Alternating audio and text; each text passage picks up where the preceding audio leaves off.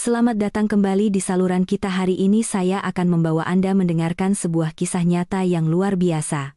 Sebuah kisah tentang batas kesabaran seorang menantu, tentang rahasia dapur yang pecah, dan bagaimana satu kalimat sederhana bisa meruntuhkan ego sebuah keluarga besar di hari Lebaran. Jika Anda pernah merasa lelah karena berkorban sendirian demi keharmonisan keluarga, kisah ini adalah untuk Anda. Sebelum kita mulai, jangan lupa untuk klik tombol like, subscribe, dan nyalakan lonceng notifikasi agar Anda tidak ketinggalan cerita seru lainnya. Tuliskan juga pendapat Anda di kolom komentar nanti. Mari kita dengarkan kisahnya.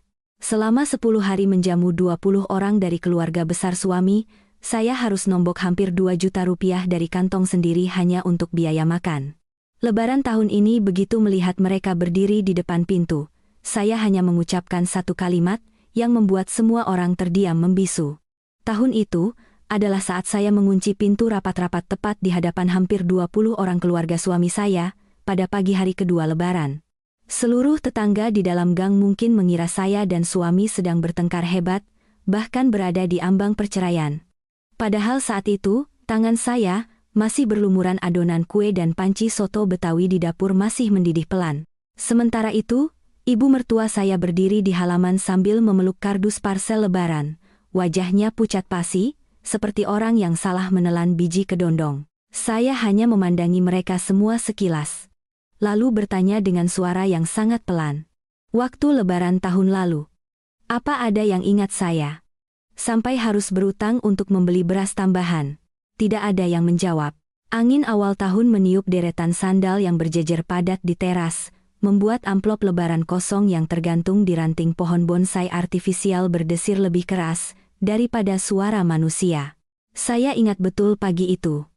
Karena itu adalah pertama kalinya dalam 12 tahun menjadi menantu saya membiarkan orang lain melihat saya lelah. 12 tahun dalam diam, setiap tahun seberat apapun beban di hati, saya selalu memasang senyum lebih dulu. Rumah ramai, tinggal tambah nasi. Tamu datang mendadak, tinggal gelar tikar tambahan. Siapa suka makan apa, hampir semuanya saya hafal. Pak De Joko suka sayur lodeh yang medok santannya. Bu Deningsih tidak makan daging di hari pertama. Doni anak Paman Yanto lebih suka pastel daripada lontong sayur. Saya menghafalnya begitu detail sampai-sampai suami saya sendiri kadang tidak tahu apa makanan kesukaan kerabatnya. Dan karena itulah, semua orang menganggapnya wajar. Menganggap semua urusan dapur dan logistik adalah tanggung jawab saya. Lebaran tahun lalu keluarga suami saya berkumpul selama 10 hari penuh. Awalnya bilang hanya akan mampir beberapa hari, tapi akhirnya orang yang datang lebih dulu belum pulang. Yang datang belakangan sudah menyeret koper masuk. Rumah kami hanyalah rumah sederhana hasil renovasi dengan 3 kamar tidur kecil. Malam hari, tikar digelar sampai menutupi seluruh lantai keramik. Anak-anak tidur berjejer, seperti ikan sarden dalam kaleng. Saya praktis berdiri di dapur. Dari pagi hingga larut malam. Setiap hari 3 kali makan besar, belum termasuk buah-buahan, kopi sirup, dan minuman bersoda. Para paman yang sudah berumur mengobrol sampai larut malam, dan minta dibuatkan mie rebus telur. Anak-anak muda setelah makan pergi main. Pulang-pulang langsung mengobrak-abrik kulkas mencari camilan. Saat itu saya masih berpikir, tidak apalah setahun sekali Lebaran ramai-ramai. Sampai pada sore hari ke-7, saat membuka dompet, saya baru sadar. Uang untuk membayar les tambahan anak saya sudah hampir habis. Saya duduk termenung di depan warung sembako di pasar, memegang ponsel sambil menghitung ulang berkali-kali. Pemilik warung melihat saya dan tertawa. Astaga Bu, kalau mau utang catat saja dulu di buku, kirain ada apa. Saya ikut tersenyum. Tapi tenggorokan saya terasa tercekat. Sejak menikah, saya tidak pernah membiarkan siapapun tahu saya kekurangan uang belanja. Suami saya Mas Andi, bekerja sebagai teknisi AC. Sifatnya baik, sangat sayang pada kerabat, tapi juga punya gengsi yang sangat tinggi. Setiap kali ada yang datang wajahnya begitu ceria, seolah takut dianggap tidak ramah. Pernah sekali saya duduk menghitung pengeluaran daging dan ayam di meja, dia meletakkan secangkir teh lalu berkata ringan, "Sudahlah Dek. Jangan terlalu perhitungan pas Lebaran, nanti keluarga jadi tidak enak." Saya mengangkat kepala, menatapnya. Di benak saya ada satu pertanyaan yang sudah lama ingin saya ajukan. Siapa yang sebenarnya tidak enak, tapi akhirnya saya diam. Saya punya kebiasaan buruk, memikul semua pekerjaan sendiri, lalu berharap orang lain akan mengerti dengan sendirinya. Padahal di dunia ini, kalau kita tidak bicara, orang lain akan mengira kita benar-benar kuat. Ember yang bokor lebaran tahun ini saya sudah bersiap sejak jauh-jauh hari, bukan bersiap menyambut tamu, tapi bersiap agar saya tidak kelelahan untuk kesekian kalinya.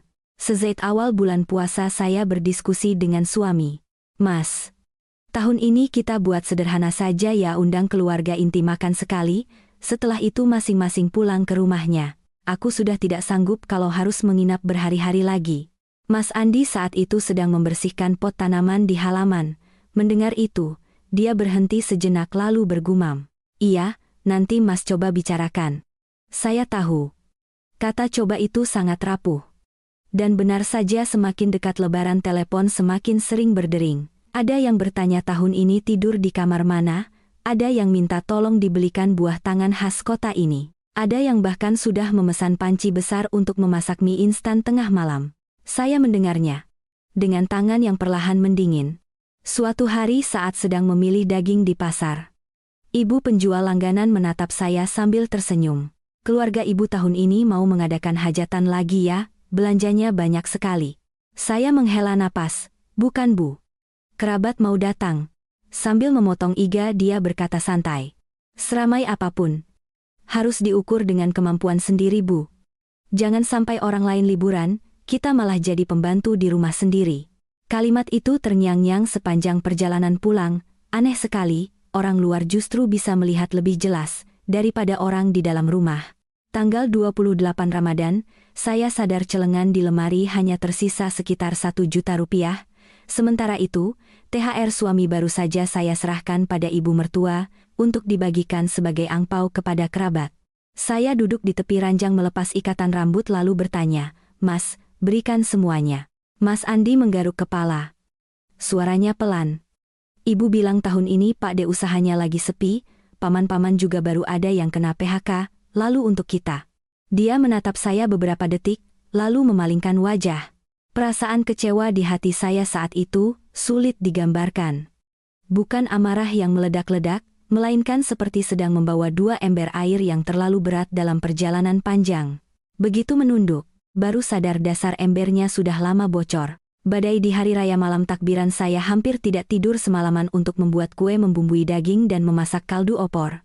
Baru menjelang subuh saya bisa memejamkan mata sejenak, tapi kemudian terdengar suara mobil di luar gang. Saya terseok-seok bangun melihat jam. Pukul 05.30 pagi. Begitu membuka pintu, paman-paman sekeluarga sudah berdiri sambil tersenyum menyeret 2 koper besar. Kami berangkat lebih pagi biar tidak macet. Saya bahkan belum sepenuhnya sadar, tapi di belakang mereka sudah ada mobil keluarga lain yang berhenti di depan gerbang. Anak-anak kecil berlarian masuk ke halaman, meninggalkan jejak lumpur di lantai yang baru saya pel semalam. Ibu mertua saya begitu gembira sampai wajahnya memerah. Dia menarik tangan saya. Lihat kan, rumah ini berkah, makanya selalu ramai. Saya tersenyum tipis. Menunduk memungut sandal anak-anak yang terlempar di tengah halaman. Sampai sore hari pertama lebaran rumah sudah begitu penuh sesak, sampai kipas angin di dinding tidak mampu mengusir gerah, di dapur yang panas. Saya berdiri menggoreng pastel silih berganti dengan mengaduk gulai. Percikan minyak mengenai tangan terasa perih, tapi saya tidak sempat memperhatikannya. Saat mengantar hidangan ke depan saya mendengar suara Bude dari luar tertawa keras. Menantu di rumah ini memang hebat, ada dia semua beres. Orang lain menimpali. Iya. Zaman sekarang mana ada yang mau serepot ini. Saya meletakkan mangkuk sayur lodeh di meja.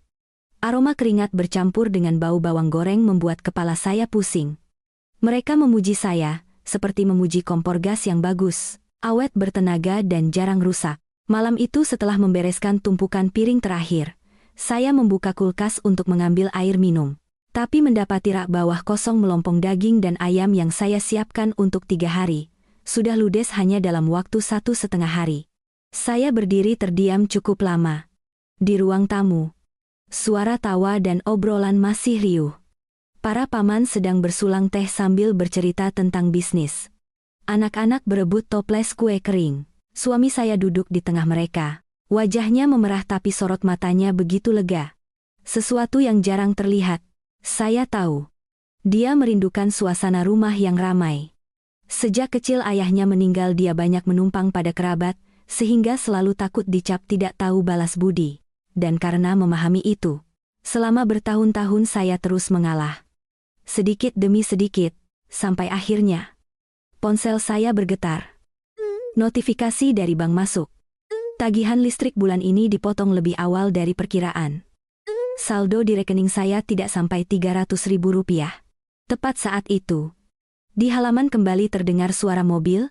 Ibu mertua saya buru-buru berdiri dan membuka pintu, suaranya gembira. Loh, keluarga Bu Deningsih datang juga, ayo masuk-masuk, rumah masih luas. Saya sontak menoleh. Melihat deretan kasur lipat yang sudah penuh sesak, lalu melihat 2 koper besar lagi yang sedang ditarik melewati ambang pintu. 2 koper itu bahkan belum sempat diletakkan. Rika, keponakan dari Bu Deningsih, sudah berlari ke dapur dan membuka kulkas. Tante, ada susu enggak? Aku lapar. Saya berdiri diam beberapa detik, lalu melangkah mengambil sebotol air mineral di meja dan memberikannya. Anak itu menatap saya dengan bingung. Mungkin heran kenapa kulkas yang biasanya penuh kue dan minuman, tahun ini kosong sampai hanya tersisa sebotol saus sambal dan beberapa sayuran layu. Bu Deningsih saat itu baru sadar lalu tertawa canggung. Aduh, anak-anak habis perjalanan jauh jadi makannya banyak, besok Bude kasih uang belanja ya. Kalimat itu sudah begitu sering saya dengar sampai hafal jedanya. Beberapa tahun sebelumnya setiap tamu yang datang selalu berkata besok dikasih. Tapi setelah Lebaran berlalu tidak ada yang pernah membahasnya lagi. Saya juga terlalu segan untuk menagih, akhirnya selalu menombok sendiri, seolah sudah menjadi kebiasaan. Malam itu saya menggelar kasur tambahan di ruang tamu, rumah begitu sempit sampai jika berbalik badan saja, bisa menyentuh kaki orang lain. Para pria masih duduk minum kopi sampai hampir jam 2 pagi, pagi-pagi. Suara tawa bercampur derit kipas angin dan tangisan anak-anak yang berebut bantal, sambil mencuci piring. Saya mendengar Pak De Joko dari luar berkata dengan suara keras, rumah si Andi ini, untung punya istri yang cekatan. Coba kalau dapat yang lain sudah cemberut dari tadi. All orang tertawa. Saya menunduk, memungut sendok yang jatuh. Tangan saya gemetar karena lelah. Ujung-ujung jari saya keriput dan pucat. Karena terus-menerus terkena air sabun. Malam itu, saya tidur tidak sampai 2 jam. Pekahnya sang gelas-gelas. Hampir jam 5 pagi saya sudah mendengar ibu mertua sibuk di dapur. Beliau membuka tutup panci, menarik pintu kulkas lalu menghela napas. Waduh, telurnya habis lagi ya nak. Saya sontak duduk. Mata saya masih perih. Iya bu, sudah habis. Pagi ini rumah kita ramai loh. Paman Maman masih mengajak teman kantornya sarapan soto di sini. Saya menoleh pada suami saya, yang tertidur pulas di samping. Dia berbaring miring. Satu tangannya diletakkan di kening seolah tidak mendengar apa-apa. Ada kalanya, saya benar-benar iri dengan kemampuan tidur kaum pria.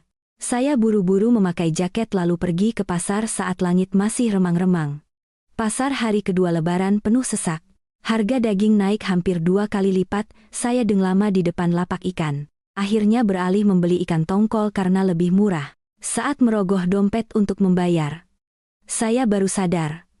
Uangnya tertinggal di saku jaket yang lain. Saya terpaku di tengah pasar. Seluruh tubuh terasa dingin. Ibu penjual ikan langganan melihat saya lalu menarik sebuah kursi plastik. Duduk dulu bu. Wajahnya pucat begitu. Saya tersenyum kaku. Saya lupa bawa uang. Kirain apa? Bawa saja dulu besok dibayar. Saya berisik terima kasih. Hidung saya terasa perih. Kadang-kadang, orang asing justru lebih pengertian daripada keluarga sendiri. Setibanya di rumah halaman sudah dipenuhi beberapa motor yang tidak saya kenal. Suara tawa dan obrolan terdengar dari gerbang sampai ke dapur. Saya membawa beberapa kantong belanjaan yang berat melewati ruang tamu dan mendengar seseorang bertanya, "Loh, menantunya mana belanja lagi lah? Di rumah ini kalau tidak ada dia bisa kelaparan semua." Orang lain tertawa. Betul. Dapat menantu seperti ini lebih berharga dari menang lotre. Saya berjalan lurus ke dapur. Sudah tidak punya tenaga untuk tersenyum basa-basi. Saat sedang mencuci sayuran putra saya Tio, masuk perlahan.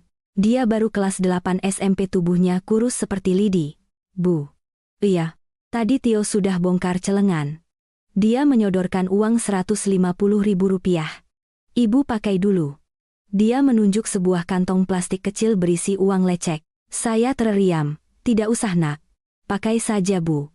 Kemarin Tio dengar ibu sama ayah bicara soal uang.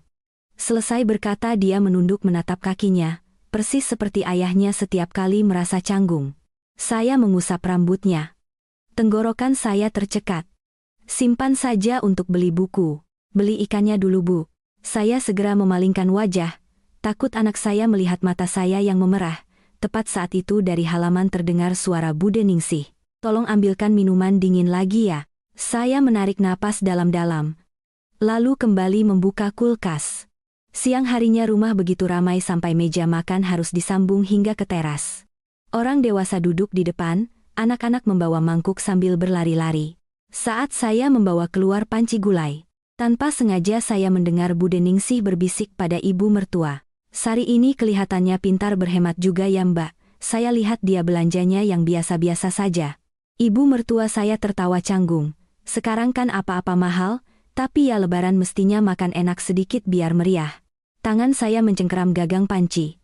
Komentar seperti itu tidak menusuk langsung, tapi jika terus-menerus didengar, sakitnya terasa perlahan. Sore harinya saya mencoba berbaring sebentar di kamar. Kedua kaki saya begitu pegal, sampai turun dari ranjang pun terasa sakit. Baru saja memejamkan mata, saya mendengar suara pertengkaran di halaman. Saya berlari keluar dan melihat paman Maman berdiri di tengah halaman. Wajahnya memerah. Motor saya siapa yang menyenggol? Sebuah motor yang diparkir di dekat dinding tergores panjang di bagian samping. Anak-anak berdiri bergerombol. Rika menangis ketakutan. Paman Yanto menoleh dan membentak istrinya. Kamu jaga anak bagaimana sih? Bude Ningsih menarik keponakannya, wajahnya kesal. Anak-anak kan cuma main. Kenapa marah-marah begitu? Motor ini baru beli? Suasana seketika menjadi tegang. Ibu mertua saya buru-buru keluar menengahi. Sudah. Awal tahun jangan teriak-teriak. Saya melihat goresan di motor, lalu melihat anak-anak yang ketakutan. Tiba-tiba, saya merasa sangat lelah. Hanya karena sebuah goresan motor, seluruh rumah menjadi ricuh seolah terjadi bencana besar. Sementara selama beberapa hari ini, tidak ada yang melihat tangan saya yang melepuh karena minyak panas. Rahasia di balik dapur malam itu, setelah tamu-tamu selesai makan, saya mencuci taplak meja di belakang rumah, airnya dingin sekali. Saya membungkuk begitu lama sampai punggung saya ngilu. Saat sedang memeras taplak terakhir, saya mendengar langkah kaki di belakang. Suami saya. Dia berdiri bersandar di pintu. Terdiam cukup lama sebelum bertanya. Kamu lelah sekali ya? Saya tidak langsung menjawab. Seekor kucing liar melompat melewati tembok, membuat ember aluminium bergetar. Dia melangkah mendekat, duduk di kursi plastik rendah di sebelah saya. Tadi sore Bude Ningsih bicara yang tidak enak ya, Mas dengarkan. Kenapa masih bertanya?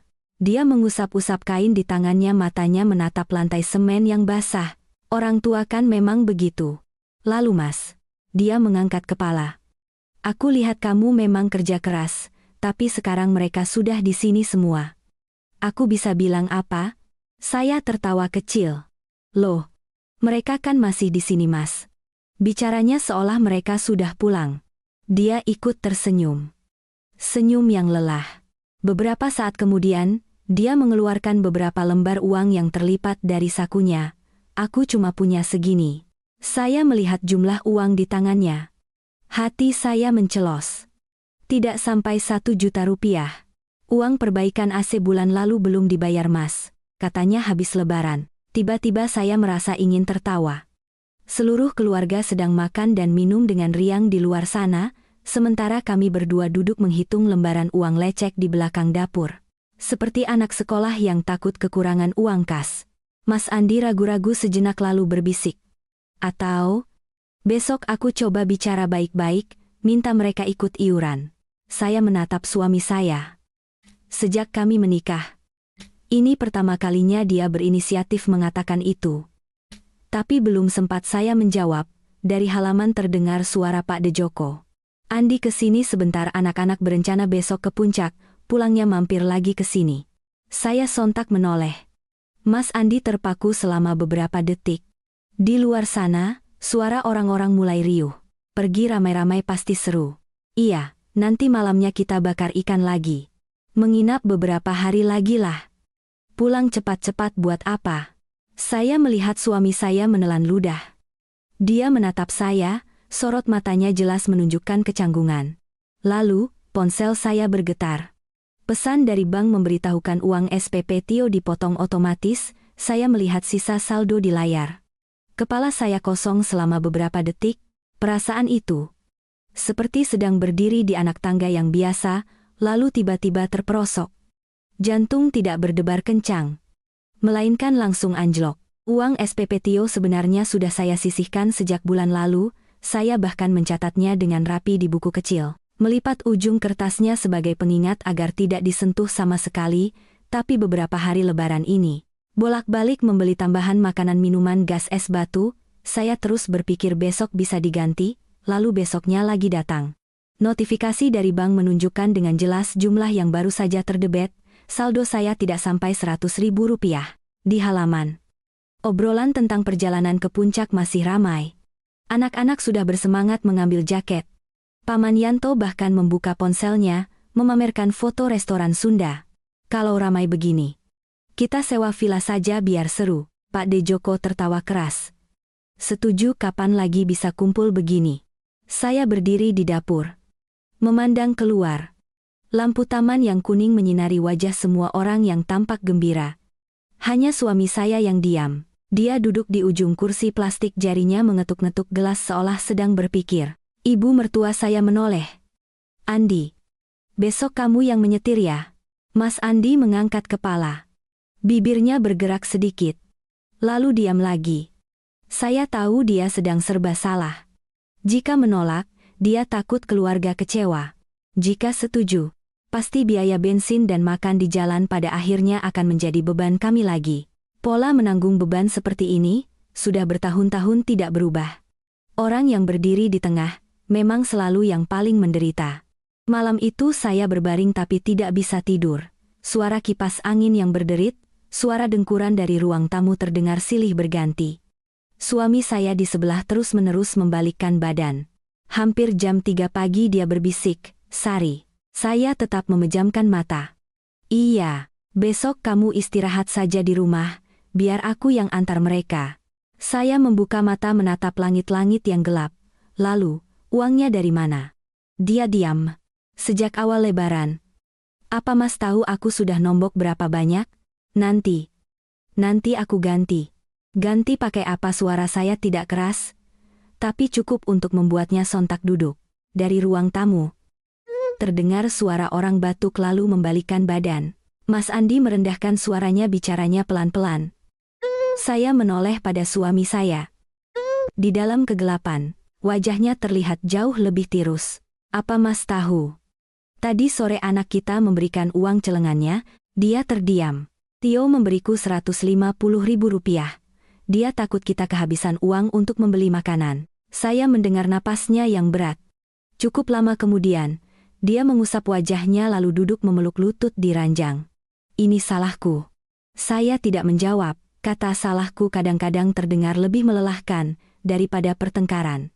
Kata itu seperti batu yang dilempar ke air lalu tenggelam, tidak menyelesaikan apa-apa.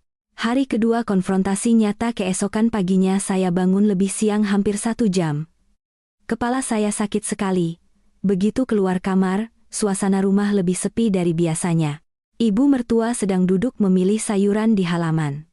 Melihat saya, beliau mengangkat kepala. Loh, kok belum masak apa-apa nak? Saya kurang enak badan Bu. Beliau meletakkan keranjang sayuran. Kalau begitu masak yang sederhana saja, anak-anak sudah siap-siap mau ke puncak. Saya melihat sekeliling. Anak-anak muda sedang memasukkan barang ke mobil. Suara tawa masih terdengar. Tapi bedanya, hari ini semua orang berpakaian rapi.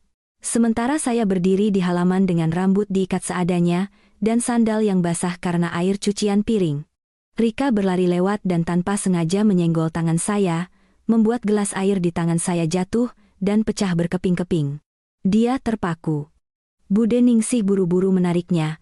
Astaga, hati-hati kena kaki. Lalu menoleh pada saya sambil tersenyum kaku, namanya juga anak-anak. Jangan dimasukkan ke hati ya. Saya menunduk memungut pecahan kaca. Sebuah serpihan kecil menggores ujung jari saya, mengeluarkan darah. Darah merah itu terlihat begitu kontras, di atas lantai keramik putih. Saya menatapnya beberapa detik, lalu tiba-tiba tertawa. Bude Ningsih heran. Loh, jarinya berdarah kok malah tertawa. Saya berdiri membilas tangan di keran seadanya, saya masih tersenyum tipis. Saya merasa seperti gelas ini. Waktu masih utuh, semua orang bisa memakainya dengan bebas. Baru setelah pecah, semua orang ingat kalau gelas ini juga tipis. Seluruh halaman hening sejenak. Ibu mertua saya sedikit mengerutkan kening. Awal tahun jangan bicara yang aneh-aneh. Saya tidak bicara lagi. Berbalik ke dapur, dan memasak semangkuk mie instan sederhana. Buku catatan di atas meja. Mereka yang akan pergi ke puncak makan seadanya lalu naik ke mobil. Sebelum berangkat paman Maman masih sempat menepuk bahu suami saya. Nanti malam kami pulang agak telat ya, mungkin sekalian beli ikan untuk dibakar. Mas Andi hanya tersenyum kaku. Setelah mobil-mobil itu pergi, rumah baru terasa sedikit tenang. Saya sedang mengelap meja saat ibu mertua masuk ke dapur. Beliau berdiri bersandar di pintu cukup lama sebelum bicara. Sari. Iya Bu. Beberapa hari ini. Kamu sedang tidak nyaman ya? Saya tahu apa yang ingin ditanyakannya. Hanya saja dia tidak terbiasa bicara langsung. Saya hanya sedikit lelah Bu. Ibu lihat kamu jarang tersenyum. Saya meletakkan lap. Mungkin karena kurang tidur. Beliau menatap saya sejenak lalu menghela napas. Rumah ramai memang melelahkan, tapi karena inilah keluarga kita dipandang baik oleh kerabat. Saya menoleh pada ibu mertua. Beliau bukan orang jahat. Selama bertahun-tahun beliau juga bekerja keras membesarkan anak. Karena itu beliau sangat menghargai kumpul keluarga. Bagi generasinya, rumah yang ramai saat Lebaran adalah sebuah kebanggaan. Hanya saja, yang berdiri di dapur tidak pernah beliau. Saya menarik kursi untuknya lalu menuangkan 2 gelas teh. Bolehkah saya bertanya sesuatu Bu dulu, setiap kali keluarga kakek berkumpul ramai begini? Siapa yang menanggung biaya belanja lalu? Apa ada yang membantu Bu? Beliau sedikit terdiam. Lalu tersenyum sinis. Dulu kan miskin. Siapa punya apa dibawa? Walaupun ramai, tidak ada yang datang dengan tangan kosong. Saya mengangguk. Saya juga berpikir begitu. Ibu mertua saya menunduk, mengusap ujung taplak meja. Mungkin, untuk pertama kalinya beliau mengerti apa yang ingin saya sampaikan. Tepat saat itu, ponselnya berdering. Beliau menjawab beberapa kalimat lalu menoleh pada saya dengan panik. Waduh, mobil mereka dihentikan polisi di jalan tol. Saya terkejut. Kenapa Bu? Kelebihan muatan. Si Yanto juga lupa bawa STNK. Beliau berdiri mondar-mandir. Saya melihat ke halaman yang terik. Membayangkan pemandangan mereka yang berdesakan di dalam mobil sejak pagi. Suara yang akhirnya keluar. Beberapa saat kemudian suami saya berlari masuk dari gerbang. Wajahnya tegang. Aku harus ke sana sebentar. Ada masalah besar. Paman Maman telepon pinjam uang untuk bayar denda. Saya terpaku. Berapa? Lebih dari 2 juta. Saya tertawa. Tawa yang bahkan di telinga saya sendiri terdengar aneh. Mas Andi menatap saya, matanya penuh rasa bersalah. Aku tahu kondisi kita sedang sulit, biar ibu saja yang.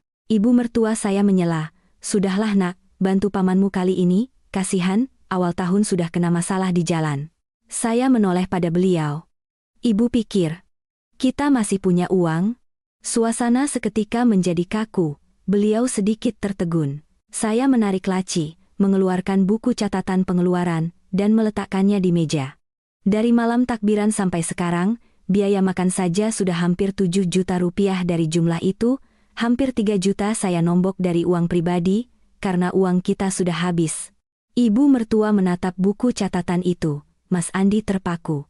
Saya tidak pernah menunjukkan hal-hal ini pada siapapun di rumah ini. Saya selalu menjadi orang yang diam-diam mencari jalan keluar. Kurang, saya yang berhemat.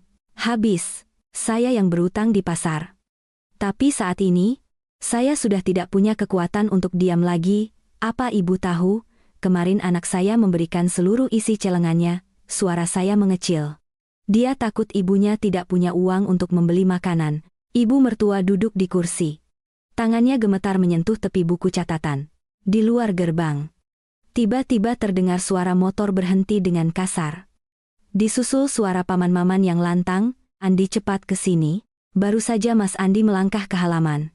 Paman Maman sudah menurunkan standar motornya dengan keras tepat di tengah gerbang. Wajahnya memerah karena panas dan kesal. Di belakangnya, Bude Ningsih duduk memeluk Rika. Rambut mereka acak-acakan. Anak-anak kecil begitu turun langsung berlari masuk mencari minum. Sial sekali, Paman Yanto melempar helmnya ke bangku batu. Awal tahun sudah ketemu petugas yang cari-cari masalah. Mas Andi menarik kursi untuknya. "Bagaimana Paman?" "Ya bayar dendalah. Tapi jujur saja mereka itu kalau lihat mobil ramai pasti sengaja menghentikan." Saya yang berdiri di dapur masih bisa mendengar setiap katanya dengan jelas. Ibu mertua buru-buru menuangkan air. "Sudahlah, anggap saja buang sial." Paman Yanto meminum habis segelas air baru kemudian teringat tujuan utamanya. "Oh ya Andi, Paman pinjam uang 2 juta dulu ya, tadi di sana uang tunai Paman habis." Halaman menjadi sunyi. Saya menatap lurus keluar.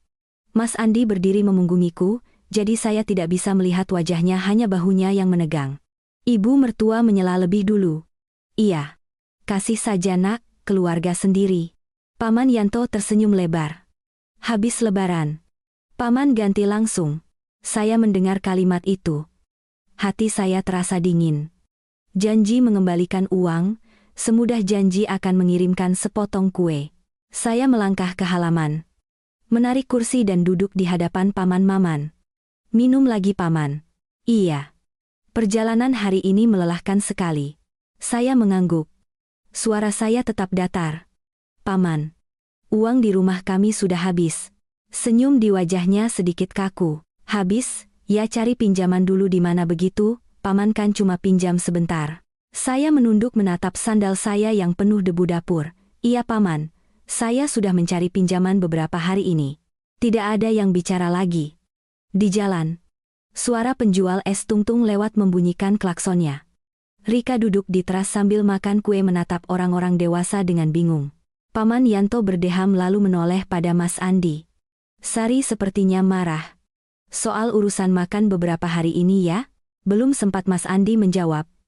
Saya sudah angkat bicara. "Saya tidak marah soal makan Paman. Saya hanya takut saat waktunya bayar SPP, di rumah tidak ada uang sepeser pun." Ibu mertua duduk tegak.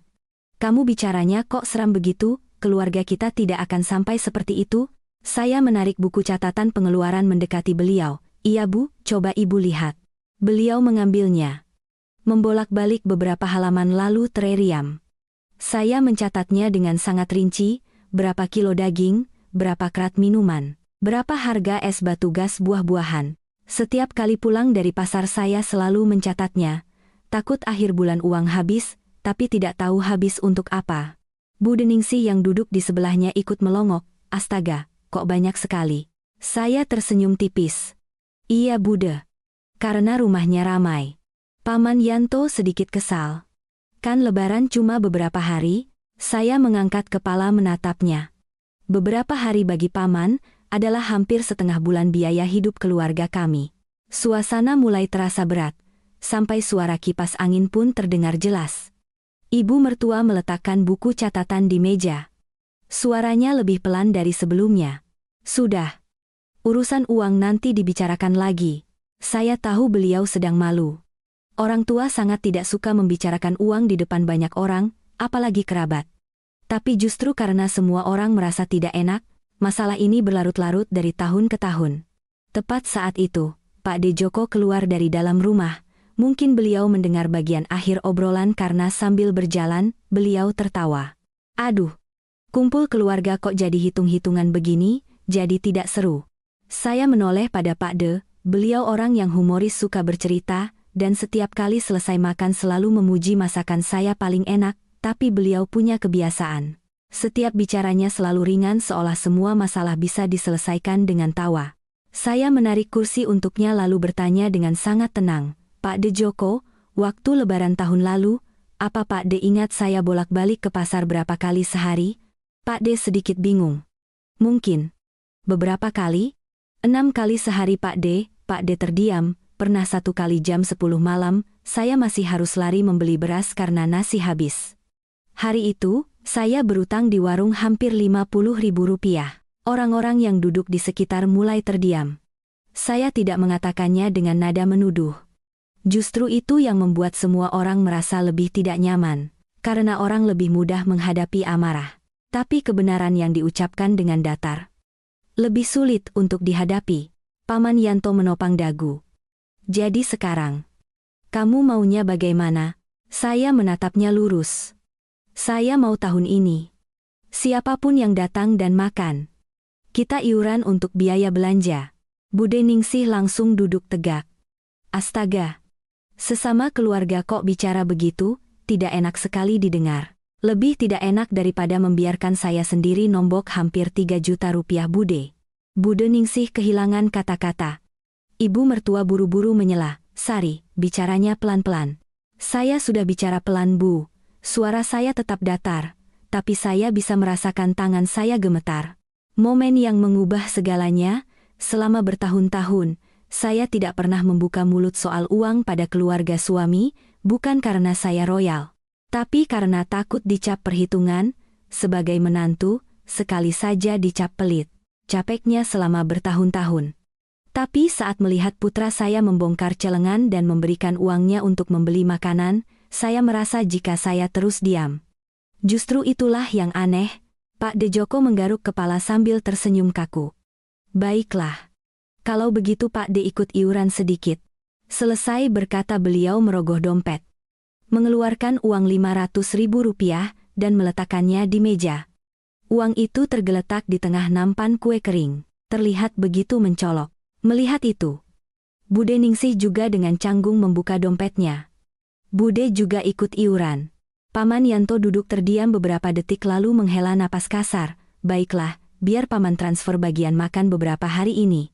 Belum sempat saya berkata apa-apa. Ibu mertua sudah memerah wajahnya. Sudah. Jangan begitu. Nanti ditertawakan orang luar. Saya menoleh pada beliau.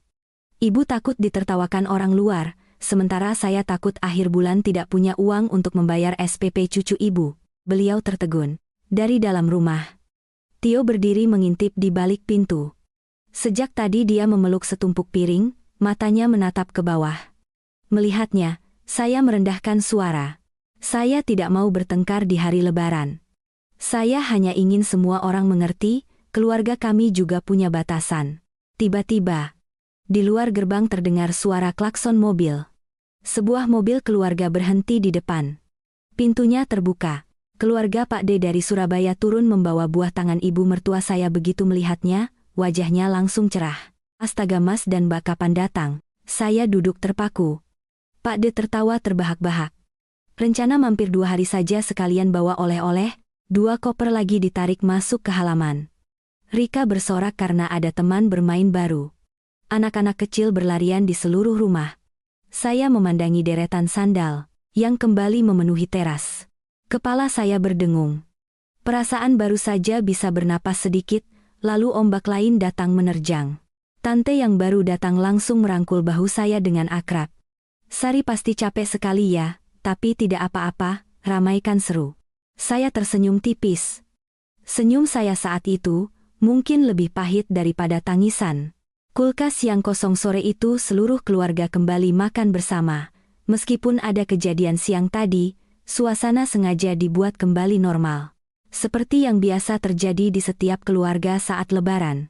Orang dewasa sangat pandai menghindari topik yang tidak nyaman.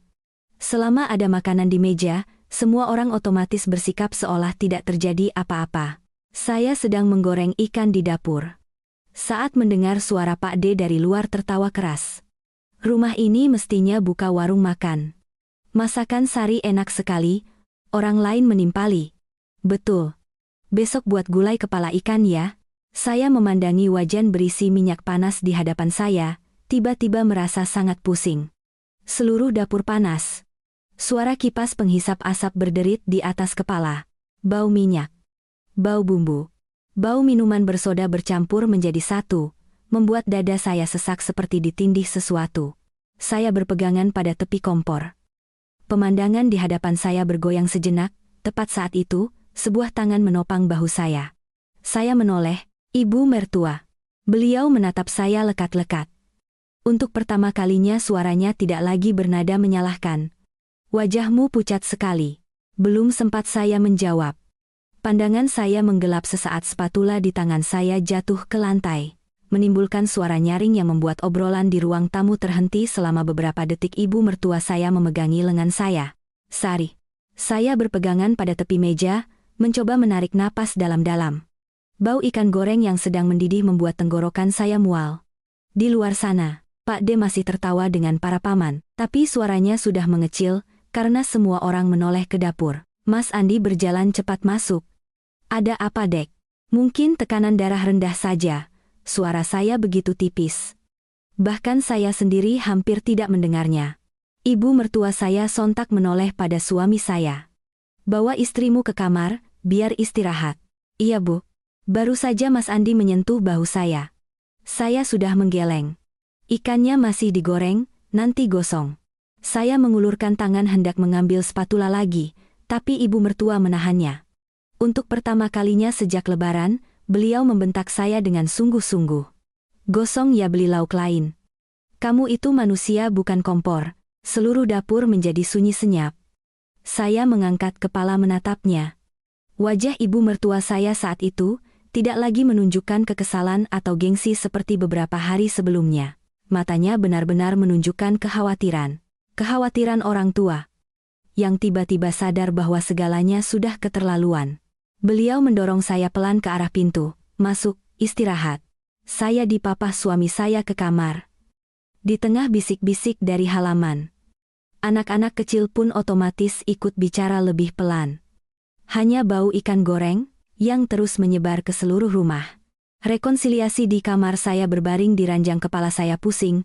Mas Andi mengambil handuk basah dan meletakkannya di kening saya, lalu pergi membuatkan air gula. Dari ruang tamu terdengar suara Tante Sari, sepertinya kecapekan. Bude Ningsih menjawab lebih pelan dari biasanya. Iya, kelihatannya pucat sekali. Beberapa saat kemudian, ibu mertua saya masuk ke kamar membawa semangkuk bubur panas. Makan sedikit, nak. Saya mencoba duduk. Tidak usah, Bu. Makan. Suaranya begitu lembut, sampai saya merasa aneh. Mas Andi duduk di tepi ranjang. Matanya terus menatap lantai. Saya tahu dia merasa bersalah, tapi pria seringkali tidak pandai mengatasi rasa bersalah. Mereka biasanya hanya diam, dan membuat diri mereka seolah tidak terlihat. Ibu mertua meletakkan mangkuk bubur di meja nakas lalu duduk di kursi. Di luar sana, suara tawa masih terdengar, tapi sudah lebih jarang dari sebelumnya. Beliau menatap saya cukup lama. Sebelum bicara, tadi siang, kamu benar. Saya sedikit mengangkat kepala. Ibu sudah terbiasa dengan suasana ramai, jadi tidak sadar kalau kalian kerepotan. Saya tidak tahu harus menjawab apa, jadi hanya menunduk mengaduk bubur. Beliau menghela napas. Waktu muda, ibu juga pernah jadi menantu. Tapi dulu kan miskin. Siapapun yang datang ke rumah pasti membawa beras atau lauk, walaupun ramai. Tidak ada yang duduk menunggu disajikan. Saya mengangkat kepala menatapnya. Ini pertama kalinya beliau bercerita masa lalu seperti itu. Beberapa tahun ini kehidupan membaik, lama-lama semua orang terbiasa datang dengan tangan kosong. Ibu juga berpikir, ya sudahlah. Keluarga kita sekarang lebih mampu sedikit, tidak apa-apa saling membantu. Saya tersenyum tipis. Keluarga kita tidak sekaya itu, Bu. Kalimat itu menyentuh titik paling sensitif di keluarga ini. Rumah ini selalu terlihat ramai sehingga orang luar mengira kami berkecukupan. Hanya orang yang tinggal di dalamnya yang tahu, akhir bulan masih harus was-was dengan tagihan listrik. Tepat saat itu dari halaman terdengar suara Pak D. Waduh, siapa yang masak ikan gosong begini? Beberapa orang tertawa. Saya memalingkan wajah. Tiba-tiba hidung saya terasa perih. Ibu mertua sontak berdiri, biar ibu keluar. Beliau berjalan lurus ke dapur. Belum sampai 2 menit, terdengar suaranya dari luar dengan lantang. Hari ini siapa mau makan? Turun tangan bantu sendiri, Sari sedang sakit. Seluruh rumah hening selama beberapa detik, Lalu terdengar tawa canggung. Baiklah. Biar saya yang potong sayur. Saya bisa cuci piring. Ada apa sih Mbak kok serius begitu? Saya yang berbaring di kamar mendengarnya, merasa ingin tertawa sekaligus lelah. Orang-orang dewasa di keluarga ini memang begitu. Sebelum ada yang bicara, semuanya dianggap normal. Baru setelah ada yang tumbang, mereka terkejut dan menoleh ke belakang. Malam yang lebih tenang sore itu saya tertidur tanpa sadar. Saat membuka mata, langit sudah mulai gelap. Halaman jauh lebih sepi, hanya suara TV dari ruang tamu yang terdengar. Saya duduk, kepala saya terasa lebih baik. Saat hendak turun dari ranjang, saya mendengar tawa kecil dari luar pintu. Rika dan Tio sedang duduk berbagi jeruk. Melihat saya bangun, Tio berlari mendekat. Ibu sudah baikan? Sudah. Dia menyodorkan segelas susu hangat. Nenek yang panaskan untuk ibu. Saya mengambil gelas susu itu. Dan sedikit terdiam. Ibu mertua saya jarang menunjukkan perhatian dengan cara seperti ini, biasanya rasa sayangnya hanya ditunjukkan dengan menyuruh makan, atau memberikan buah. Rika menatap saya lalu berbisik. Tadi sore, aku bantu nenek cuci piring. Saya tertawa. Pintar sekali. Dia mendekat. Berbisik seolah takut terdengar orang lain. Nenek juga marahin paman Maman. Saya terkejut. Marah kenapa? Nenek bilang. Orang dewasa kalau makan harus tahu diri, ikut bantu. Saya melihat ke halaman. Ibu mertua sedang duduk mengipasi arang, untuk membakar ubi bagi anak-anak. Punggungnya yang bungkuk di bawah cahaya lampu kuning, membuat saya tiba-tiba merasa terharu. Ada orang-orang yang tidak pandai meminta maaf. Mereka hanya tahu cara memperbaikinya secara diam-diam. Malam itu makan malam terasa sangat berbeda. Pak De Joko mengambil piringnya sendiri. Bude Ningsih menarik kursi untuk memilih sayuran. Pak De dari Surabaya bahkan berinisiatif mengantar anak-anak membeli es batu. Semuanya masih terasa canggung, tapi setidaknya saya tidak lagi berputar sendirian seperti gasing. Saat sedang makan, Paman Maman meletakkan gelasnya. Sari. Saya mengangkat kepala. Besok, Paman dan Bude pulang lebih awal. Ibu mertua sedikit terkejut. Loh, baru juga datang. Paman Yanto tersenyum kaku. Kalau di sini terus, rumah jadi sempit. Bude Ningsih melirik suaminya lalu menambahkan. Ini, kami titip sedikit untuk uang makan. Beliau mengeluarkan segepok uang yang terlipat rapi dan meletakkannya di meja. Suasana seketika hening, belum sempat saya bereaksi, ibu mertua sudah menepis tangannya, simpan saja. Tidak apa-apa Mbak. Kami yang titip. Beberapa hari ini memang kami terlalu merepotkan. Ibu mertua saya terlihat sangat canggung, seumur hidup beliau terbiasa memberi, bukan menerima dari kerabat dengan cara seperti ini. Saya melihat uang itu lalu menatap Bude Ningsih, untuk pertama kalinya sejak datang, suaranya terdengar lebih lembut. Jujur saja. Awalnya Bude juga tersinggung waktu kamu menyinggung soal uang. Bude pikir sesama keluarga kok jadi perhitungan, terasa jauh. Saya tersenyum tipis. Kalau memang berkecukupan, mungkin saya tidak perlu mencatat setiap kilo daging yang dibeli Bude. Seluruh meja tertawa kecil. Tawa yang tidak sepenuhnya riang, tapi jauh lebih ringan. Kejadian tak terduga di Bandung tepat saat itu, ponsel Pak De dari Surabaya berdering keras, baru saja beliau menjawab beberapa kalimat, wajahnya berubah. Apa? Semua orang menoleh. Pak De berdiri. Rumah di Surabaya dibobol maling. Seluruh meja terdiam. Tante menjatuhkan sendoknya, menimbulkan suara nyaring. Mas bilang apa? Pak De masih memegang ponsel, wajahnya pucat pasi. Barusan tetangga telepon, katanya dia lihat pintu gerbang rumah kita terbuka sedikit, jadi dia cek, lalu ada yang hilang belum tahu. Suasana yang baru saja mencair kembali tegang seperti senar yang ditarik kencang. Tante sontak berdiri. Astaga, kotak perhiasan. Tenang dulu. Bagaimana bisa tenang? Beliau berlari panik ke kamar mengemasi barang, mulutnya terus bergumam. Anak-anak kecil melihat orang dewasa panik ikut terdiam. Ibu mertua berdiri. Mas dan Mbak pulang sekarang saja, mungkin tengah malam baru sampai. Sampai jam berapapun harus pulang. Pak De menoleh pada Mas Andi. Andi, bisa ikut bantu Mas? Bel belum sempat Mas Andi menjawab. Saya sudah menatap suami saya. Saya tahu di kantongnya saat ini hampir tidak ada uang. Perjalanan malam ke Surabaya pasti butuh biaya bensin dan makan. Belum lagi jika benar-benar ada barang yang hilang pasti akan lebih repot.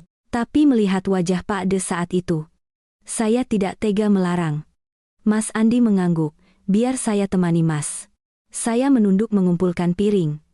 Pura-pura agar tidak ada yang melihat sorot mata saya. Beberapa menit lalu, semua orang masih tertawa membicarakan uang.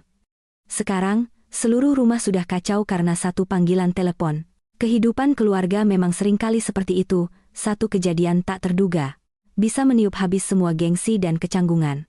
Tante sambil menarik koper suaranya gemetar, "Ya Tuhan. Kenapa dari tadi sore perasaanku tidak enak?" Bu Deningsih ikut membantu mengemasi barang. "Kehilangan barang itu sakit sekali rasanya, Mbak." Ibu mertua menoleh pada saya. "Sari, siapkan kue dan air minum untuk mereka bawa." Saya menjawab iya. Lalu masuk ke dapur. Saat membuka lemari mengambil kue, tangan saya tiba-tiba melambat. Beberapa hari ini, saya sudah terlalu lelah dengan urusan makan uang dan tamu yang datang silih berganti. Tapi sekarang, melihat kepanikan seluruh keluarga, saya justru merasa lebih kasihan daripada kesal. Mungkin karena saat masalah yang sesungguhnya datang, semua orang menunjukkan sisi manusianya yang paling rapuh. 15 menit kemudian, dua mobil melaju di tengah malam. Suara mesinnya perlahan menghilang, meninggalkan rumah yang sunyi senyap.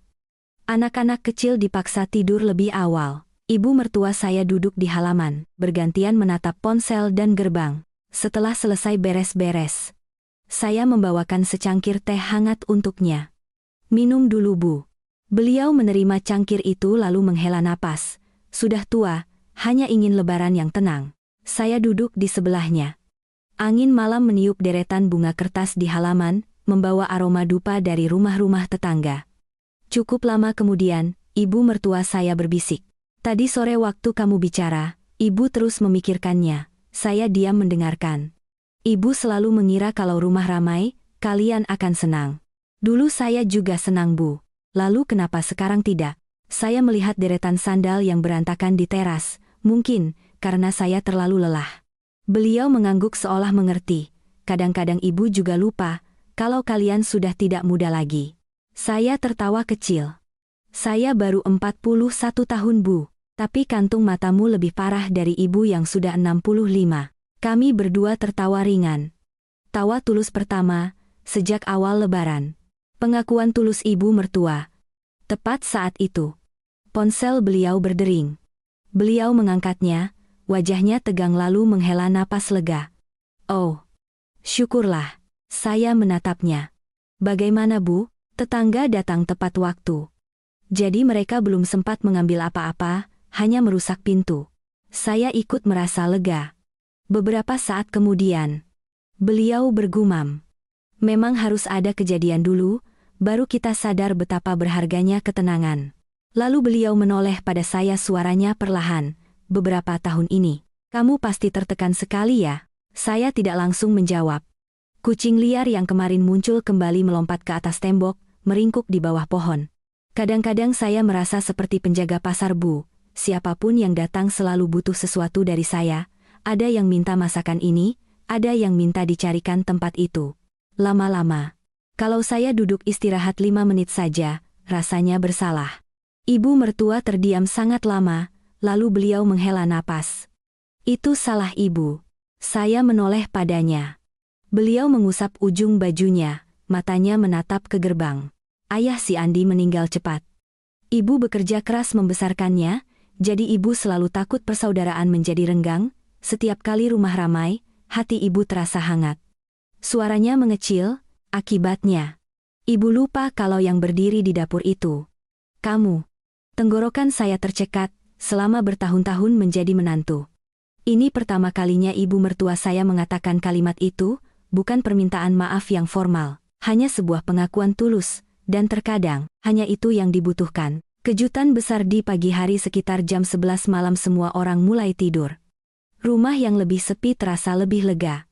Baru saja saya selesai menggelar selimut tambahan untuk anak-anak, terdengar suara Bu Deningsih di teras. "Sari, Sudah tidur belum? Beliau masuk tangannya membawa sebuah kantong kecil. Bude titip ini ya. Saya membukanya. Di dalamnya ada segepok uang yang terlipat rapi. Bude simpan saja. Tidak apa-apa. Terlalu merepotkan. Beliau duduk di tepi ranjang, suaranya melunak. Jujur saja. Awalnya Bude juga tersinggung waktu kamu menyinggung soal uang. Bude pikir sesama keluarga kok jadi perhitungan, terasa jauh. Saya duduk diam. Tapi sore tadi melihatmu pingsan. Bude jadi teringat waktu seumuran kamu. Bude pernah jualan soto Kudus dari jam 3 pagi sampai larut malam. Kadang-kadang saat ramai Bude menyuapi anak sambil melayani pembeli. Lelahnya sampai tertidur di kursi. Beliau tersenyum tipis.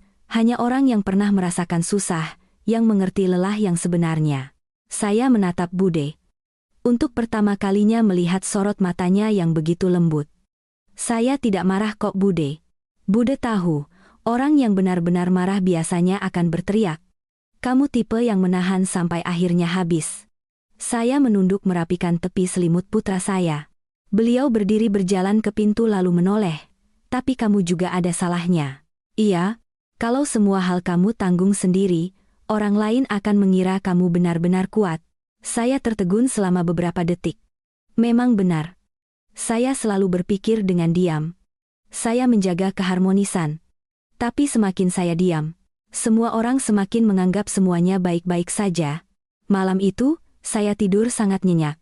Keesokan paginya, saya terbangun karena suara berisik dari dapur. Saya melangkah keluar dan terdiam. Ibu mertua saya sedang berdiri menggoreng telur. Beliau memakai celemek bunga buku lama milik saya, rambutnya diikat asal-asalan. Asap dari wajan membuatnya terbatuk-batuk. Saya tertawa. Ibu sedang apa? Beliau terkejut. Tidur saja lagi hari ini. Biar ibu yang masak. Saya melihat telur goreng yang pinggirnya sudah hitam, dan harus menggigit lipat untuk menahan tawa. Ibu masak begini nanti semua orang makan arang, kan sudah lama sekali tidak masak. Tepat saat itu, Pak De Joko masuk dari ruang tamu. Begitu melihat wajan beliau tertawa, Mbak mau mengasapi kami semua ya? Ibu mertua melotot. Kalau pintar. Ayo bantu. Pak De Joko benar-benar menyingsingkan lengan baju dan mulai mencuci sayuran. Saya berdiri di tengah dapur, memandangi pemandangan yang terasa begitu asing. Seluruh tahun, setiap pagi sayalah yang pertama kali menyalakan kompor. Hari ini, tiba-tiba saya bisa berdiri diam seperti tamu. Rika berlari masuk dan memeluk kaki saya. Hari ini nenek jadi koki. Seluruh rumah tertawa, suasananya terasa jauh lebih ringan. Kotak kosong yang mencairkan suasana. Tepat saat itu, di luar gerbang terdengar suara mobil. Mas Andi dan Pak De dari Surabaya sudah kembali, wajah mereka kuyu setelah semalaman di jalan. Saya bergegas ke halaman. Bagaimana Mas? Belum sempat Mas Andi menjawab. Pak De sudah menghela napas. Untung tidak ada yang hilang. Tante di belakangnya matanya masih sembab. Hanya kotak perhiasan yang hilang. Seluruh halaman terdiam. Pak De menggaruk kepala. Tapi kotaknya itu, kotak kosong. Seluruh halaman yang tadinya tegang, terdiam selama beberapa detik. Pak De Joko mengerjapkan mata. Kotak kosong, bagaimana maksudnya? Pak De menarik kursi dan duduk. Itu cuma kotak perhiasan kawin yang lama. Istrimu ini mengira masih disimpan di lemari, makanya panik. Tante yang berdiri di belakang mencubit suaminya. Mas, bicaranya enteng sekali, di dalamnya kan cuma ada beberapa surat garansi emas zaman dulu. Surat kan bukan emas. Orang-orang di halaman tiba-tiba menghela napas lega. Lalu serempak tertawa.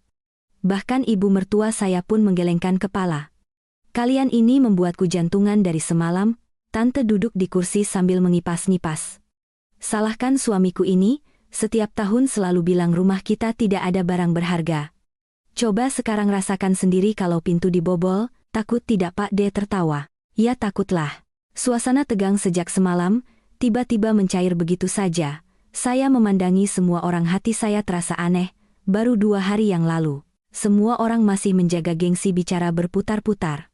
Setelah melewati kepanikan semalaman, tiba-tiba semua orang menjadi lebih jujur. Mas Andi mendekati saya. Kamu sudah baikan? Sudah. Dia menunduk berbisik. Semalam aku banyak berpikir. Belum sempat saya bertanya. Ibu mertua sudah memanggil. Andi, bantu ibu angkat panci bubur. Dia segera beranjak. Saya memandangi punggungnya. Bahunya terlihat sangat lelah. Beberapa hari ini dia terjepit di antara dua sisi, dan hanya bisa tersenyum untuk melewati semuanya. Pagi itu seluruh keluarga sarapan bubur ayam sederhana. Tidak ada lagi pemandangan meja penuh lauk pauk, tapi anehnya semua orang makan dengan lebih lahap. Rika sambil makan berdecak kagum. Masakan nenek enak sekali, ibu mertua tertawa, cuma bubur saja kok, Pak De Joko menyela. Enak karena hari ini tidak ada yang dipaksa makan 8 macam lauk. Seluruh meja tertawa. Saya memandangi meja makan. Lalu tiba-tiba menyadari sesuatu yang aneh. Selama bertahun-tahun saya selalu berpikir Lebaran harus penuh dengan makanan agar orang lain senang. Ternyata, yang membuat orang merasa nyaman terkadang hanyalah bisa duduk makan, tanpa melihat ada yang berlari bolak-balik di dapur. Selesai makan, Pak D dari Surabaya berinisiatif mengumpulkan piring kotor. Saya buru-buru berdiri, biar saya saja Pak D. Beliau menepis tangan saya. Duduk saja. Kemarin sudah pingsan masih saja mau kerja. Bude juga menyingsingkan lengan baju untuk mengelap meja. Bude Ningsih mengajak anak-anak menyapu halaman. Rumah ini, untuk pertama kalinya terasa seperti semua orang hidup bersama. Bukan satu orang melayani, dan belasan lainnya menunggu. Utang yang terbayar. Saat sedang beres-beres dari gerbang terdengar suara panggilan, Bu Sari. Saya menoleh dan melihat ibu penjual ikan di pasar sedang memarkir motornya. Loh, ibu ada apa? Beliau masuk ke halaman, tangannya membawa buku catatan kecil. Kemarin ibu lupa bayar ikan. Saya sedikit terdiam, beberapa hari ini terlalu kacau. Saya benar-benar lupa, baru saja saya hendak masuk mengambil dompet, beliau tersenyum. Tidak apa-apa, besok-besok juga bisa. Saya merasa tidak enak. Sebentar saya ambilkan. Belum sempat saya melangkah. Ibu mertua, saya sudah berdiri lebih dulu. Berapa Bu? 80.000 rupiah. Beliau membuka dompet dan langsung membayarnya. Saya tertegun. Sejetak menjadi menantunya. Ini pertama kalinya ibu mertua membayarkan uang belanja saya. Setelah ibu penjual ikan pergi, saya masih berdiri diam di halaman. Ibu mertua saya menghindari tatapan saya, pura-pura menepuk-nepuk tangannya. Uangmu. Simpan saja untuk Tio. Tiba-tiba, tenggorokan saya terasa tercekat. Tepat saat itu, Rika dari halaman berteriak. Waduh, sandal siapa digondol anjing? Semua orang menoleh dan melihat anjing kampung milik tetangga sedang menggigit sebelah sandal, dan berlari mengelilingi pohon. Pak De Joko berlari mengejarnya sambil berseru. Heh, kembalikan sandalnya. Anak-anak tertawa terbahak-bahak. Bahkan saya pun ikut tertawa. Suara tawa itu membuat rumah terasa lebih cerah. Siang harinya, cuaca sangat panas. Orang-orang dewasa berbaring istirahat di ruang tamu. Saya mengambil kesempatan untuk menghitung ulang buku catatan. Uang dari Bude Ningsih ditambah iuran dari Pak De Joko cukup membantu. Setidaknya bulan ini tidak sampai harus berutang lagi. Saat sedang asyik menghitung, Mas Andi masuk. Dia duduk di sebelah saya, terdiam cukup lama sebelum mengeluarkan segepok uang dari sakunya. Pelanggan tadi pagi bayar uang perbaikan AC. Saya mengangkat kepala. Berapa? 2 juta rupiah. Saya menghela napas lega. Dia melihat buku catatan di tangan saya lalu tersenyum kaku. Aku tidak pernah berpikir, kamu harus menghitung sedetail ini. Saya menutup buku itu. Mas bekerja keras. Aku juga tidak mau menambah beban Mas. Tapi karena aku terus menyembunyikannya, Mas jadi tidak peka. Kalimat itu membuatnya tereriam. Dia benar. Ada hal-hal yang kita sembunyikan karena menyayangi orang lain, tapi pada akhirnya justru membuat mereka mengira semuanya mudah. Mas Andi menarik kursi mendekat. Tadi malam di Surabaya, aku dan Pak D ngobrol sambil minum kopi sampai hampir pagi.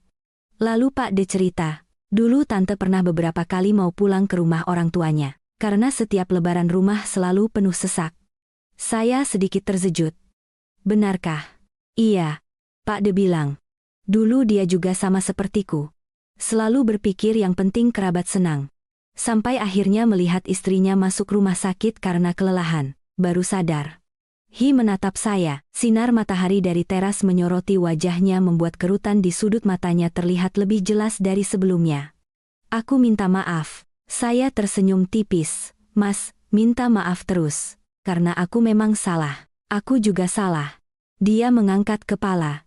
Salah apa? Aku selalu berpikir aku sanggup menahannya. Dari halaman kembali terdengar suara Pak De Joko. Loh, ayunan saya mana? Bude Ningsih menjawab santai. Bapak tidurnya mendengkur. Jadi sama anak-anak dipindahkan. Seluruh halaman kembali tertawa. Mas Budi melihat keluar lalu menoleh padaku. Bagaimana kalau tahun depan kita buat berbeda? Berbeda bagaimana? Kita umumkan dari awal. Siapa yang menginap lama, ikut iuran makan. Saya tertawa. Mas berani bilang? Kalau tidak bilang, bisa-bisa aku diusir tidur di teras sama kamu. Sistem baru keluarga. Saat saya sedang tertawa, ponsel ibu mertua di ruang tamu berdering keras. Beliau mengangkatnya. Iya, iya. Beliau terus mengiyakan lalu menoleh ke dapur dan memanggil. Saris, iya bu? Sore ini. Keluarga paman dari Bogor mau mampir. Tanganku berhenti. Mas Andi juga duduk tegak. Berapa orang bu? Mungkin 6 orang. Seluruh dapur menjadi sunyi senyap. Ibu mertua melihat kami berdua lalu dengan canggung menjelaskan. Katanya kebetulan lewat, jadi mau mampir ziarah ke makam ayahmu sekalian makan malam. Belum sempat saya bicara. Pak De Joko dari halaman sudah menyela. Astaga, rumah kita jadi rest area keluarga ya. Beberapa orang tertawa kaku. Mas Andi menoleh menatap saya, matanya penuh tanya. Mungkin dia takut saya akan kembali tegang seperti beberapa hari sebelumnya. Pom duduk diam beberapa detik, lalu menutup buku catatan. Boleh saja. Mas Andi terkejut. Serius, saya mengangguk. Tapi kali ini, aku tidak akan mengerjakannya sendirian. Lalu saya berdiri berjalan ke ruang tamu dan memandangi seluruh keluarga. Sore ini, siapa yang mau ikut makan? Tolong bantu saya ya, 1 orang, 1 pekerjaan. Ruang tamu hening selama beberapa detik. Lalu Pak De Joko yang pertama kali tertawa, boleh saya daftar jadi tim pencicip makanan? Anak-anak kecil tertawa, saya menatap Pak De, tim pencicip, sekalian cuci piring. Waduh. Menekan sekali tawa itu membuat suasana tegang sebelumnya sedikit mencair. Bahkan ibu mertua saya pun ikut tertawa lalu menoleh pada semua orang. Dengarkan, sore ini semua orang punya tugas. Bude Ningsih menyingsingkan lengan baju lebih dulu. Biar Bude yang bantu Sari ke pasar, tante menimpali, saya bisa potong sayuran. Paman Yanto yang duduk di teras sambil minum teh mendengar itu langsung mengangkat tangan. Lalu saya menatapnya, lalu tersenyum santai. Paman angkat galon air. Loh, kok yang paling berat? Kan paman yang paling kuat.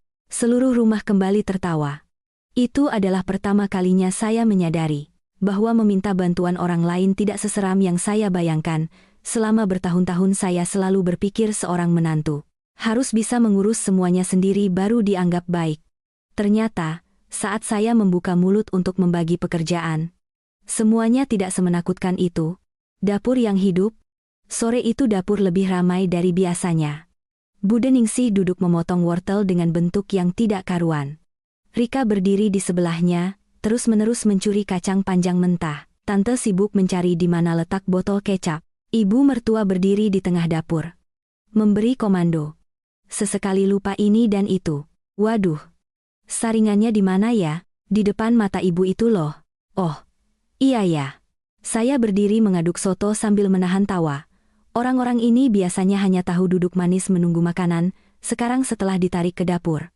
Mereka seperti sekelompok siswa yang baru pertama kali praktik memasak, tapi suasananya jauh lebih menyenangkan. Di halaman, Pak De Joko dan Paman Yanto sedang mendirikan meja tambahan. Keduanya berdebat karena kaki mejanya miring. Sudah kubidang diganjal bata. Diganjal begitu nanti mejanya terbalik. Memangnya kamu mau makan? Sambil loncat-loncat suara perdebatan mereka terdengar berisik, tapi anehnya menenangkan. Saya sedang menyendok sayur saat Mas Andi masuk. Tangannya memeluk 1 dus minuman bersoda. Ada yang bisa dibantu lagi, Dek? Tolong iriskan bawang ini, Mas. Dia terdiam beberapa detik. Aku tidak pernah mengiris bawang. Bude Ningsih yang duduk di dekatnya tertawa. Astaga. Laki-laki umur 40-an belum pernah mengiris bawang. Mas Andi memerah wajahnya.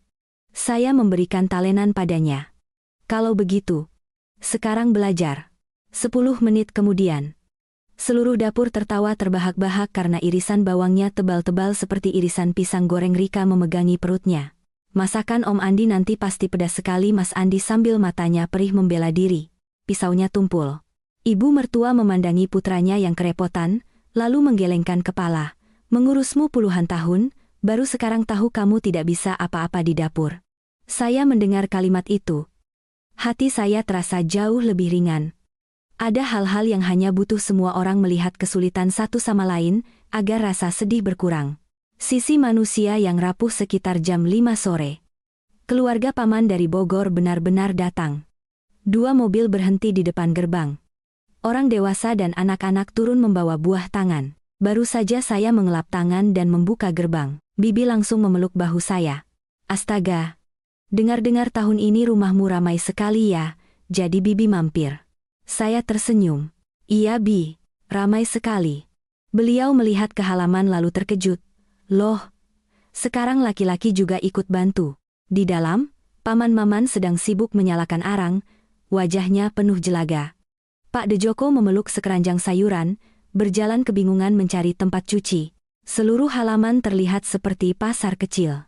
Ibu mertua keluar menyambut tamu, ekspresinya untuk pertama kalinya tidak lagi dibuat-buat, melainkan benar-benar santai. Ayo masuk, hari ini sistemnya siapa makan. Dia kerja. Bibi tereriam beberapa detik lalu tertawa terbahak-bahak. Ide bagus itu Mbak. Tamu-tamu yang baru datang mendengar itu otomatis ikut menarik kursi. Ada yang membantu memilih sayuran, ada yang membawa piring. Suasananya benar-benar menjadi sebuah pertemuan keluarga, bukan lagi satu orang sibuk di dapur. Sementara yang lain menunggu. Saat saya sedang memasak, Bibi mendekat. Sari. Iya Abi. Bibi sudah dengar ceritanya sedikit. Dari Mbak Lastri tetangga depan. Saya sedikit terdiam. Oh, iya Bi. Beliau merendahkan suaranya, kamu melakukan hal yang benar. Saya menatapnya. Waktu muda, Bibi juga pernah sepertimu, selalu takut menyinggung perasaan orang, jadi memikul semuanya sendiri, sampai akhirnya masuk rumah sakit, baru sadar kalau kita ini juga manusia. Saya tersenyum tipis. Ternyata, kalimat-kalimat tulus seringkali baru muncul, saat orang mau jujur satu sama lain. Makan malam hari itu lebih ramai dari hari-hari sebelumnya, tapi bedanya, saya tidak merasa sesak. Suara denting gelas, tawa anak-anak, dan orang dewasa yang saling menawarkan lauk masih riuh seperti lebaran pada umumnya. Bedanya, sesekali ada yang berdiri sendiri mengambil tambahan lauk. Ada yang bertanya apakah saya sudah duduk makan. Bahkan Paman Maman pun berinisiatif mengambilkan piring untuk semua orang. Pak De Joko melihatnya lalu menggodanya. Loh, tumben berubah. Paman Yanto tersenyum canggung. Takut besok pintunya dikunci sama Sari. Seluruh meja tertawa terbahak-bahak. Saya ikut tertawa. Berkah yang nyata tepat saat itu. Ponsel Mas Andi berdering. Dia melihat layarnya lalu sedikit mengerutkan kening. Siapa Mas? Pak Wawan. Pelanggan yang perbaikan AC bulan lalu. Dia berdiri berjalan ke sudut halaman untuk menjawab. Saya melihat raut wajahnya perlahan berubah. Beberapa saat kemudian, dia kembali. Ada apa? Dia duduk di sebelah saya, suaranya merendah. Katanya, baru bisa bayar bulan depan. Saya menatap suami saya. Uang itu sudah kami rencanakan untuk membayar sisa SPP Tio dan tagihan listrik. Ibu mertua yang duduk di dekatnya ikut mendengar. Beliau meletakkan sendoknya. Kurang berapa? Hampir 3 juta Bu. Meja makan seketika menjadi hening. Perasaan tentang uang di dalam keluarga memang seperti cuaca, satu kali angin berubah arah, semua orang bisa merasakannya. Mas Andi tersenyum kaku. Sudahlah, nanti dipikirkan lagi. Saya melihat wajah suami saya, merasa lebih kasihan daripada marah. Selama bertahun-tahun dia selalu berusaha menjadi sandaran bagi semua orang. Baru saat kakinya sendiri tergelincir, dia tidak tahu harus bersandar pada siapa. Tepat saat itu, Pak D dari Surabaya tiba-tiba berdiri. Sebenarnya tadi pagi Mas mau bilang, tapi lupa. Beliau merogoh saku bajunya, mengeluarkan sebuah amplop tebal dan meletakkannya di meja. Ini uang untuk beberapa hari kami di sini.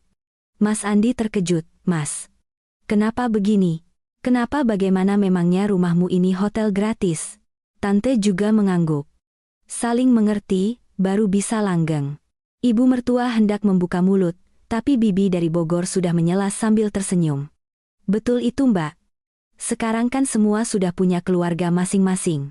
Suasana di meja sedikit hening. Kalimat-kalimat seperti ini, Dulu tidak ada yang berani mengucapkannya di hadapan ibu mertua saya. Beliau duduk terdiam cukup lama lalu menghela napas. Sepertinya, aku memang sudah tua, Bibi tertawa. Bukan tua Mbak. Hanya sudah waktunya membiarkan anak-anak bernapas. Saya menunduk. Mengambilkan ikan untuk putra saya, mata saya terasa perih. Di halaman, angin malam mulai bertiup kencang. Ranting-ranting pohon bergesekan dengan atap seng. Rika yang sedang makan tiba-tiba bertanya dengan polos. Tahun depan, aku boleh kesini lagi enggak? Seluruh meja menoleh padanya. Belum sempat saya menjawab. Ibu mertua saya sudah tersenyum. Boleh dong. Tapi kalau kesini, harus bantu nenek potong sayur. Baru saja mendengar itu, Rika sudah tertawa terbahak-bahak. Aku jago loh potong sayur, nek Pak De Joko yang duduk di sebelahnya menyela. Jagonya sambil dimakan setengah kak. Seluruh meja kembali tertawa. Tawa yang berlanjut sampai saat membereskan meja. Para pria berinisiatif mengangkat meja ke dalam, para ibu membantu mengumpulkan piring. Anak-anak kecil membawa kursi plastik berlari seperti semut. Rekonsiliasi akhir. Saya berdiri di tengah dapur yang ramai, hati saya terasa jauh lebih ringan daripada hari-hari pertama Lebaran. Perasaan harus menanggung semuanya sendirian agar suasana tetap baik, tiba-tiba lenyap begitu saja. Saat saya sedang menata piring di rak, Bibi dari Bogor mendekat. Sari, tahu tidak tadi? Mbak Lastri bicara apa sama Bibi di halaman? Saya menggeleng, beliau mengelap tangannya. Katanya, sepertinya selama ini kita sudah terlalu merepotkan menantu kita. Saya tertegun selama beberapa detik, air dari keran terus mengalir. Ibu, benar-benar bilang begitu Bi? Benar. Beliau duduk memandangi kalian yang sibuk di dapur. Lalu terus-terusan menghela napas. Saya memalingkan wajah. Pura-pura merapikan piring, karena tiba-tiba mata saya terasa panas. Ibu mertua saya selama ini adalah tipe orang yang menyimpan rasa sayangnya di dalam hati. Beliau tidak pernah memeluk saya, atau mengucapkan kata-kata manis. Pujian pun jarang diucapkannya di depan orang lain. Karena itu, satu kalimat seperti itu saja sudah cukup membuat hati saya luluh. Di halaman, Mas Andi sedang memperbaiki kaki meja yang miring tadi siang. Putra saya duduk di sebelahnya, memegangi senter untuk ayahnya. Sambil menyinari, dia bertanya, "Ayah, tahun depan kita masih seramai ini?" Mas Andi terdiam sejenak lalu tersenyum, "Mungkin masih." Lalu, "Apa ibu akan capek lagi?" Pertanyaan putra saya membuat seluruh halaman hening selama beberapa detik. Mas Andi mengangkat kepala menatap saya yang deng di dapur. "Mungkin tidak akan terlalu capek. Kalau semua orang membantu ibu." Tio mengangguk-angguk seolah sangat mengerti. "Tahun depan Tio juga bantu Pak De Joko yang duduk di dekatnya tertawa. Baru kelas 8 SMP, sudah mau ikut menanggung beban. Aku sudah bisa cuci piring loh." "Baiklah. Besok Pak De serahkan satu panci besar." Anak-anak kembali tertawa. Menatap masa depan malam itu setelah semua orang hampir tidur. Barulah saya punya waktu untuk duduk tenang di teras. Udara awal tahun terasa sejuk. Di jalan sesekali ada motor lewat. Rumah tetangga masih menyetel lagu-lagu Lebaran. Saya sedang duduk menyapu daun-daun kering. Saat Mas Andi keluar, dia membawa 2 cangkir teh hangat. Belum tidur, belum ngantuk. Dia duduk di sebelah saya, terdiam sejenak lalu menyodorkan cangkir teh. Entah kenapa, Lebaran tahun ini terasa aneh. Aneh bagaimana? Pertama kalinya, aku merasa rumah kita benar-benar seperti keluarga. Saya tertawa kecil. "Mas bicaranya aneh." "Serius. Tahun-tahun sebelumnya semua orang datang makan tertawa, tapi rasanya masing-masing. Tahun ini, setelah bertengkar sekali, malah jadi lebih saling mengerti." Saya melihat ke arah gerbang. Mungkin karena semua orang sudah terlalu lelah untuk berpura-pura, dia tersenyum. "Kamu benar." Beberapa saat kemudian, suaranya melunak.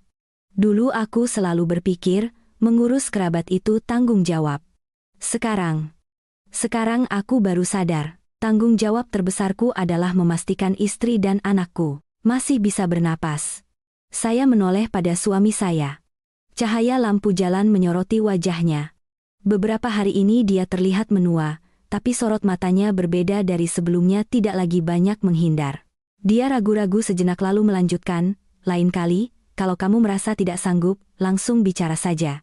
Saya tersenyum tipis. Sudah kubilangkan, tapi tidak ada yang mendengar. Aku akan mendengar. Suaranya pelan tapi mantap. Berkah di balik badai sore harinya. Paman dari Bogor bersiap-siap pulang. Ibu mertua saya membungkuskan oleh-oleh untuknya. Keduanya berdiri di gerbang mengobrol cukup lama. Saya tidak mendengar semuanya.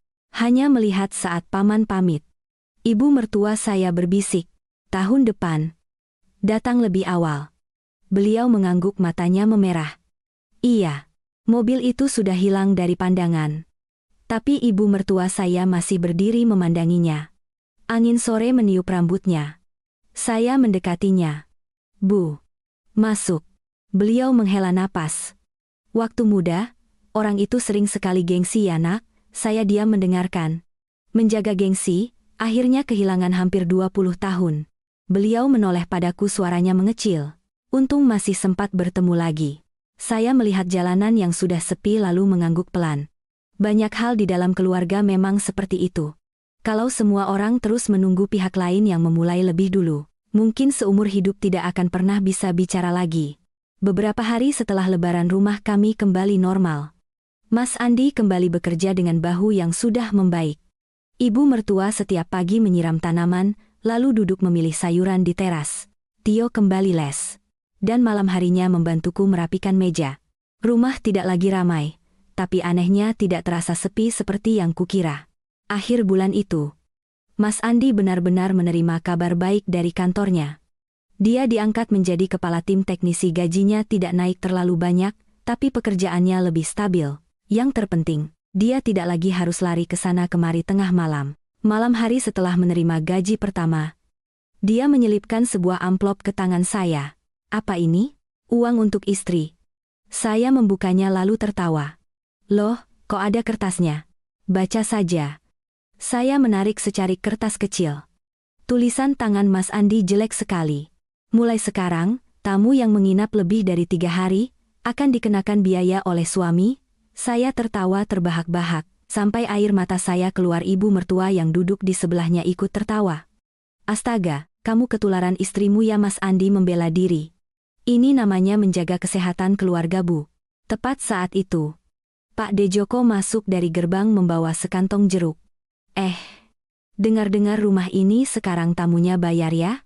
Mas Andi langsung memasang wajah serius. Pak De, kalau menginap lebih dari 3 hari, tugasnya cuci piring.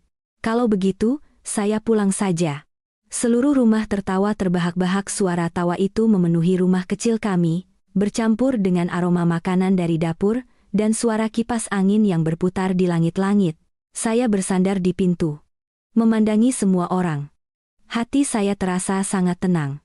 Lebaran tahun ini dimulai dengan perasaan sesak, sampai-sampai saya ingin mengunci pintu dan menghindari semua orang.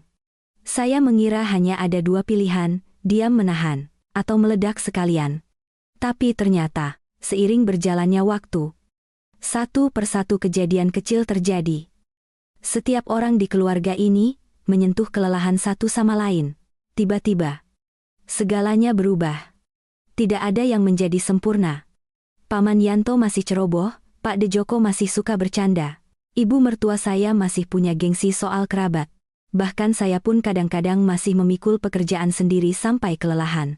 Bedanya, setelah semua ini, setiap orang mau melihat kesalahan di dirinya sendiri. Bukan lagi menyalahkan orang lain. Pernah sekali, ibu mertua saya sambil melipat baju tiba-tiba bertanya, Sari, kalau tahun itu kamu benar-benar pergi, mungkin rumah ini sudah hancur ya? Saya tertawa. Saya kan tidak kemana-mana, Bu. Iya. Tapi waktu kamu berdiri di depan pintu hari kedua Lebaran itu, ibu benar-benar takut. Saya teringat pagi itu. Deretan sandal yang padat di teras, halaman yang penuh sesak, panci makanan yang masih mendidih, dan pertanyaan yang sudah saya simpan selama bertahun-tahun. Waktu Lebaran tahun lalu, apa ada yang ingat saya? Sampai harus berutang untuk membeli beras tambahan, hanya 1 kalimat, tapi membuat seluruh keluarga terdiam. Sampai sekarang kalau mengingatnya, jantung saya masih berdebar. Bukan karena saya galak atau hebat, tapi karena itu adalah pertama kalinya saya berhenti menjadi orang yang selalu tersenyum untuk menutupi masalah. Sore terakhir libur Lebaran, seluruh keluarga duduk makan di teras. Hidangannya sederhana, ikan goreng semangkuk sayur asem dan sambal terasi. Angin bertiup sejuk, kucing liar yang kemarin muncul kembali melompat ke atas tembok berbaring di bawah sinar matahari. Tio sambil makan bercerita tentang sekolahnya. Mas Andi duduk di sebelahnya, sesekali mengambilkan ikan untuk ibunya. Kisah ini mengajarkan kita bahwa kejujuran di dalam keluarga jauh lebih berharga daripada keharmonisan yang dipaksakan. Mengalah itu baik, tetapi tahu kapan harus menetapkan batasan adalah bentuk kasih sayang yang sesungguhnya untuk diri sendiri dan orang-orang yang kita cintai. Terima kasih banyak kepada Anda semua yang sudah setia menonton Keredu cerita ini hingga selesai. Bagaimana dengan tradisi Lebaran di keluarga Anda? Apakah Anda pernah mengalami hal yang sama? Tuliskan cerita Anda di kolom komentar bawah ya. Jangan lupa untuk dukung saluran ini dengan cara klik tombol like, subscribe, dan aktifkan lonceng notifikasi agar Anda selalu menjadi orang pertama yang mendengarkan kisah-kisah drama kehidupan nyata yang penuh inspirasi lainnya. Sampai jumpa di video berikutnya, tetap jaga kesehatan dan salam hangat untuk keluarga Anda di rumah.